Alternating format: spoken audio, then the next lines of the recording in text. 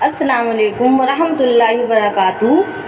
آج کی اس ویڈیو میں ہم آپ کو اللہ تبارک و تعالیٰ کے پیغمبر حضرت محمد مصطفیٰ صلی اللہ علیہ وسلم کے بچپن کا بکریاں چرانے کا بہت ہی خوبصورت واقعہ سنانے جا رہے ہیں، جس کو سن کر آپ کا بھی دل خوش ہو جائے گا۔ آج کی ویڈیو کو آخر تک ضرور دیکھیں، اور اگر آپ کو اللہ کے پیارے نبی حضرت محمد مصطفیٰ صلی اللہ علیہ وسلم سے سچی محبت ہے، یعنی آپ عاشق رسول ہیں، تو بس اس ویڈیو کو ایک لائک کر کے کمنٹ میں یا رسول اللہ ضرور لکھیں۔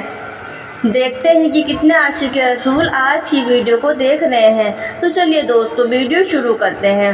دوستو، حضرت حلیمہ سعدیہ رضی اللہ تعالی عنہا، جنہوں نے اللہ کے پیغمبر حضرت محمد مصطفیٰ صلی اللہ علیہ وسلم کی بچپن میں پرورش کی، جو آپ کی دائی مبارکہ بھی ہیں۔ حضرت حلیمہ رضی اللہ تعالی عنہا فرماتی ہیں کہ جب سے محمد میری زندگی میں آیا تو ان کی برکت سے میری تو زندگی ہی بدل گئی۔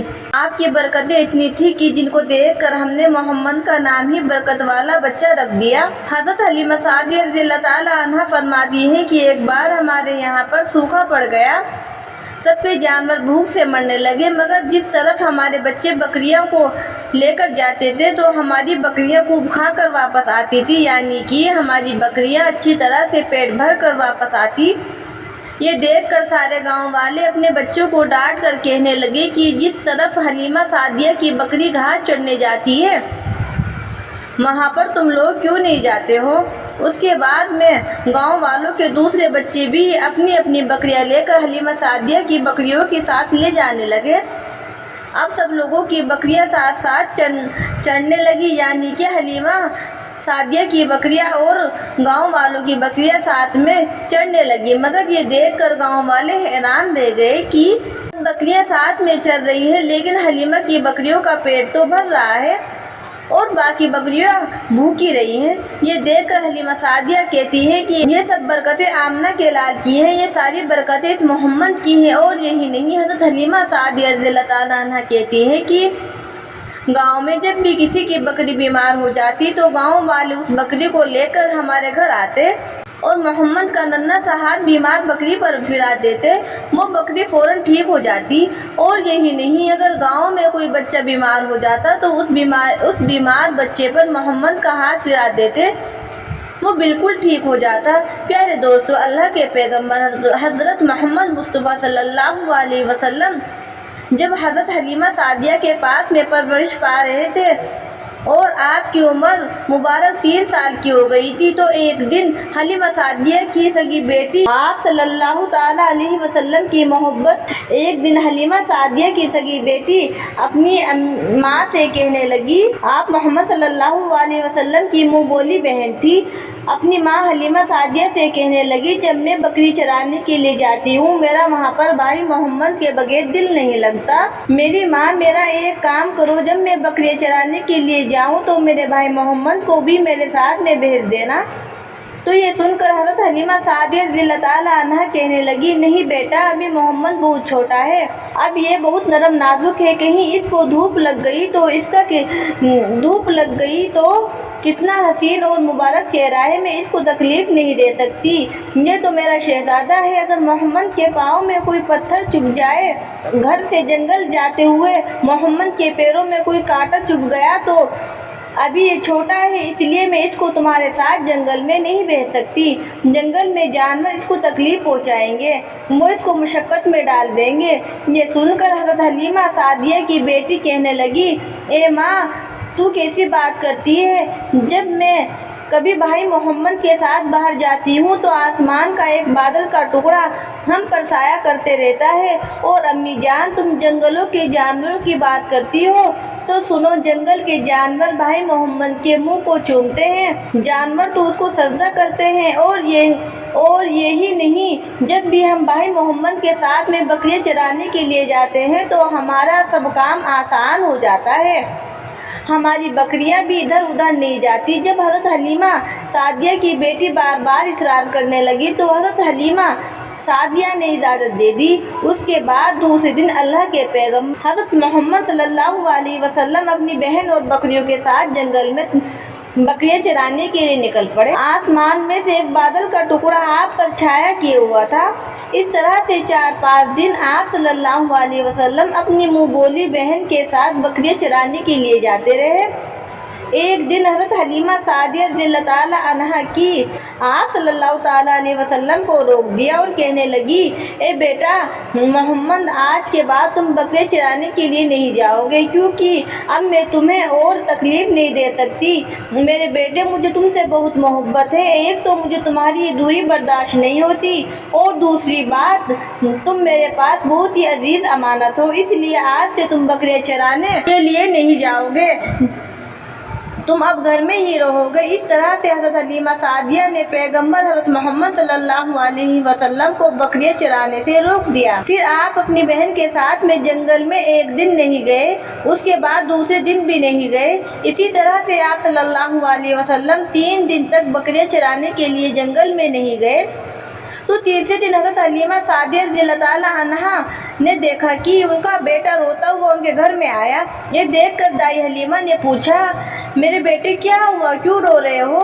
तो बेटा कहने लगा, अम्मी, हमारी एक बकरी को जंगल में एक भेड़िया उठाकर ले गया। जब दाई हलीमा ने अपने बेटे के मुंह से ये बात सुनी तो दाई हलीमा की आंखों में आंसू आ गए। जब अल्लाह के पैगंबर हज़रत मोहम्मद सल्लल्लाहु अलैहि वसल्लम ने अपनी माँ हलीमा सादिया रज़ियल्लाहु ताला अन्हा की आंखों में आंसू देखे तो आप सल्लल्लाहु अलैहि वसल्लम की आंखों में से भी आंसू बहने लगे, क्योंकि आपका दिल बचपन से ही बड़ा नरम था, किसी का भी दुख आपसे बर्दाश्त नहीं होता था। और दाई हलीमा तो आपकी वालिदा मोहतरमा थी। फिर आप सल्लल्लाहु अलैहि वसल्लम कहने लगे, अम्मी जान, आप रोती क्यों हो? हलीमा दाई कहने लगी, बेटा मोहम्मद, हमारी एक बकरी को जंगल में एक भेड़िया उठाकर ले गया, पता नहीं अब हमारी बकरी के साथ वो क्या करेगा। तो ये सुनकर अल्लाह के प्यारे नबी हज़रत मोहम्मद सल्लल्लाहु अलैहि वसल्लम ने फरमाया, अम्मी जान, आप रोना बंद कर दो, हम हमारी बकरी को अभी वापस लेकर आते हैं। ये बात सुनकर हलीमा सादिया कहने लगी, नहीं बेटा, आप जंगल में मत जाना, भेड़िए बहुत खतरनाक होते हैं, वो कहीं आपको नुकसान ना पहुंचा दें। इसी तरह दाई हलीमा मना करती रही, लेकिन आप सल्लल्लाहु अलैहि वसल्लम नहीं माने और कहने लगे, नहीं माँ, हम अभी हमारी बकरी को वापस लेकर आते हैं। उसके बाद अल्लाह के पैगंबर हज़रत मोहम्मद सल्लल्लाहु अलैहि वसल्लम बकरी की तलाश में जंगल पहुंच गए और एक सदा लगाई, ए सकीना, सेहरा, इधर आओ, मेरी अम्मी की बकरी ले गया है कौन, बताओ। सदा सुनते ही सारे भेड़िए जानवर सब आए, झुकाकर सर सलामी दी। अब उनका हुक्म बजा लाए, जंगल के जानवरों, मेरी अम्मी हलीमा की बकरी वापस कर दो। बस आप सल्लल्लाहु अलैहि वसल्लम का इतना ही फरमाना था कि जंगल के तमाम जानवर बकरी को साथ लिए दौड़ते हुए आए और उनके कदमों में झुककर सलामी देने लगे। इतना कहकर वो ढूंढ आपके कदमों में बैठ गए और निहायत ही अदब के साथ कहने लगे थे, अल्लाह के नबी, आप पर हमारी जान कुर्बान। इतना सुनकर आप सल्लल्लाहु अलैहि वसल्लम ने फरमाया, ए भेड़ियों, क्या आपको मालूम नहीं था कि ये बकरी हमारी अम्मा हलीमा की है? बताओ, तुमने हमारी अम्मा को तकलीफ क्यों दी? आपको मालूम नहीं, अभी भी हमारी अम्मा रो रही हैं, आपने क्यों हमारी अम्मा की बकरी को उठाया? तो वो जानवर कहने लगे, अल्लाह के रसूल से आप बकरियां चराने के लिए कुछ दिन तो जंगल में आए, उस वक्त हम छुप छुप कर आपका हुस्न का दीदार करते रहे और देखते थे कि इस कायनात के बनाने वाले ने अपना महबूब कैसा बनाया। ए अल्लाह के रसूल, उसके बाद में आपने जंगल में आना ही बंद कर दिया। 3 दिन गुजर गए, आप जंगल में तशरीफ लाए तो ये देखकर हम सब ने यही सोच लिया कि पकड़ लो एक बकरी, आप फिर तशरीफ़ लाएंगे, इसलिए हम सब आपका दीदार कर पाएंगे। अगर अल्लाह के रसूल सल्लल्लाहु अलैहि वसल्लम के हुस्न का दोबारा दीदार करना है तो हलीमा की बकरी को उठा लाओ कि मोहम्मद उस बकरी को छुड़ाने के लिए ज़रूर आएंगे, क्योंकि वो अपनी माँ को रोता हुआ नहीं देख पाएंगे और इस तरह से हमें दीदार मुस्तफ़ा होगा। और वो जानवर कहने लगे, ये अल्लाह के रसूल, आप हमारी जान कुर्बान, तो इस बकरी का था, हमारा मकसद सिर्फ आपका दीदार करना था, इसलिए हमने आपकी अम्मा की इस बकरी को निशाना बनाया। तो पहले दोस्तों, देखा है आपने मोहब्बत कर। दोस्तों, देखा है आपने मोहब्बत का ये मंजर। इन जानवरों में शेर जो खूंखार माना जाता है वो भी था, भेड़िए भी थे जो खूंखार माने जाते हैं वो भी थे, जंगल में जितने भी खूंखार जानवर थे वो भी जानवरों में शामिल थे। दोस्तों, अगर एक बकरी को कोई भी भेड़िया उठा ले जाता है तो वो उसे वापस छोड़ता नहीं, उसे अपनी खुराक बना लेता है। लेकिन आप यहाँ पर इस मोहब्बत को देखिए कि जानवर भी जिसको सजदा करते हैं, ऐसे हमारे नबी सल्लल्लाहु अलैहि